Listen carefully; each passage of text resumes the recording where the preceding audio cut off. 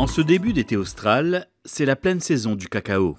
À Saint-Philippe, sur le site de l'habitation bio, Franck et Florent Morel récoltent une à une les belles cabosses arrivées à maturité.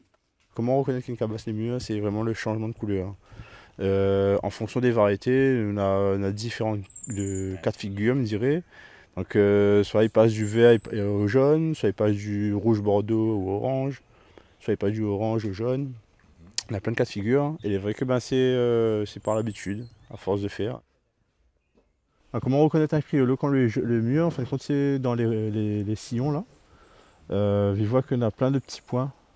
Et tous ces petits points là sont les jaunes.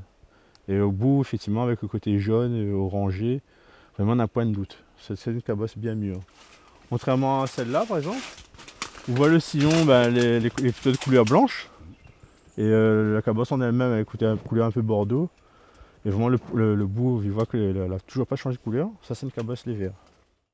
Plusieurs variétés de cacao ont ainsi été plantées sur la propriété, dont certaines depuis plus d'une quinzaine d'années. Des pieds magnifiques qui sont aujourd'hui en pleine production. Sur ce site-là, on a plusieurs variétés qui sont plantées au même endroit.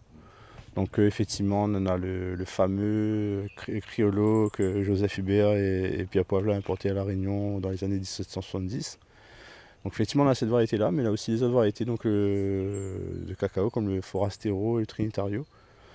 Pour moi, c'est ce richesse là dans la biodiversité, dans différentes variétés comme ça de cacao, c'est un peu le reflet de La Réunion. Sur le même endroit, on a plein de variétés différentes. Et tout le monde, voilà, tous ces pieds de bois là, ils vivent en harmonie. Et justement, il fait que les magnifiques aussi parce qu'on a plein de couleurs différentes, on a plein de textures différentes. Et voilà, il fait un patchwork de couleurs qui est assez impressionnant quand tous ces pieds de bois les remplis de cabosses. Donc première cabosse assez lisse avec des sillons très peu marqués. Donc ça c'est une variété de Forastero.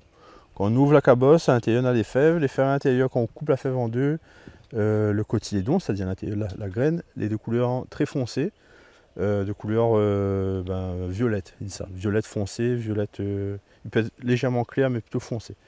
Ici on a le Trinitario. Le Trinitario en fin de compte c'est un croisement entre le Forastero et le criollo. Donc c'est des variétés, on va dire, qui peut ressembler beaucoup à un criollo, donc avec des sillons un peu plus marqués, vraiment une rugosité un peu plus prononcée aussi par rapport à celle-là.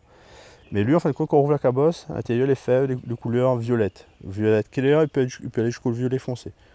Et contrairement à la variété criollo, donc criollo, à l'intérieur, les fèves, le cotylédon, les blancs. Vraiment le plus... Vraiment quand les blancs, couleur porcelaine quasiment. Et d'ailleurs parfois on a des variétés criollo, ils appellent ça criollo porcelaine. Il fait 15 ans, papa a planté ce pied de cacao là. Et moi il fait à peu près 7-8 ans que nous travaillons sur le projet cacao.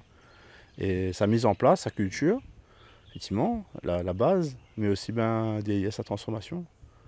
Et entre les deux étapes, on a le post-récolte, ce qu'on a pu faire aujourd'hui, donc la récolte déjà, et après ce qui se passe quand on finit de récolter, c'est la mise en fermentation et le séchage qui est hyper important pour avoir une bonne qualité de cacao.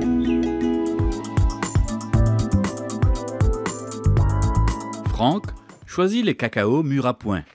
Les cabosses, ayant dépassé ce stade de maturité, ne serviront pas à la fabrication de chocolat, mais ne sont pas complètement perdues pour autant. Non, c'est pas perdu. C'est vrai que l'arbre, lui, le cacaoyer a sa particularité là. C'est si on n'a pas récolté les cabosses à temps, lui, il va dessécher les cabosses, il va reprendre tous les nutriments qu'il y a à l'intérieur.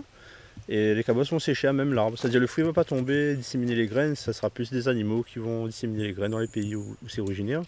Et quasiment le cacao sera momifié, vraiment, quasiment poussière à l'intérieur. Et généralement ça retombe au sol. Et c'est plus utilisable. Vraiment, l'arbre a repris tous les nutriments à l'intérieur. L'énergie, quoi. Toute l'énergie. Donc la nature, comme on dit, est bien faite, quoi. La nature est bien faite, c'est assez clair. Parmi toutes les variétés de cacao qu'il cultive, Franck veille précieusement sur l'une d'entre elles, très prisée, le criollo. On dit également que le criollo, c'est une variété recherchée ou qui donne un chocolat différent. Déjà, l'intérêt du criollo, c'est sa rareté. C'est la variété la moins cultivée au monde, elle représente moins de 5% de la production mondiale, donc c'est vrai que c'est quelque chose de rare. Ce qui est rare est cher, mais tout ce qui est rare est très recherché aussi. D'où un peu voilà, le mythe qu'on a autour de cette variété de cacao-là. Et contrairement par exemple au Forastero, ça y représente 80% de la production mondiale. C'est ce que tout le monde a le plus l'habitude de manger. Et le Trinitario, il représente un peu moins à peu près 15% de la production mondiale. Plus rare, le Criollo donnera aussi un chocolat plus fin, au goût et aux arômes plus subtils. Chaque cacao a sa personnalité, même bien dire ça comme ça, parce que chaque cacao a vraiment un goût bien spécial. Un Criollo il aura un goût vraiment avec un côté très fin, avec presque pas d'amertume, et un côté avec des notes de pain d'épices, des notes parfois même lactées, même s'il n'y a pas le lait dedans, on a un côté d'une douceur, là c'est la douceur. Contrairement au Forastero par exemple, où les fèves sont très riches en tanins, et du coup il donne une complexité aromatique et une amertume parfois un petit peu plus prononcée. Et il peut avoir des notes acides aussi, il peut avoir un côté très, très fruité. Peut-être que ce soit fruits rouges, fruits jaunes. Il peut avoir des côtés aussi, des notes de miel aussi. Donc tout ça, c'est un peu aussi grâce au terroir. Et on a la chance à La Réunion d'avoir un super terroir, un terroir vraiment, un jeune sol volcanique. Vraiment avec, c'est une chance quand même d'avoir tout ça, qui fait que derrière, on a des cacaos d'une excellente qualité. À la fin de la matinée, la récolte s'achève et celle-ci est plutôt bonne. C'est une très bonne récolte, oui, il y a quand même pas mal de cabosses, hein. Un peu étonné quand même, je pensais pas qu'il y en avait autant pour cette période. Ouais.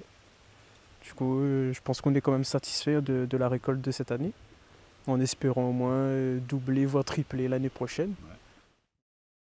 Franck et Florent peuvent à présent passer à l'étape suivante de la préparation du cacao, les cabossages. C'est l'étape juste avant la fermentation, donc c'est de concasser le cacao, de récolter les fèves à l'intérieur et ensuite nous passe directement à l'étape de fermentation. Donc la pulpe qu'il voit là sur les fèves, il appelle ça le mucilage. Et c'est ce mucilage qui va servir à la fermentation. Donc effectivement le cacao, on ne récolte pas ou fait sécher, c'est une étape entre les deux, c'est de faire fermenter.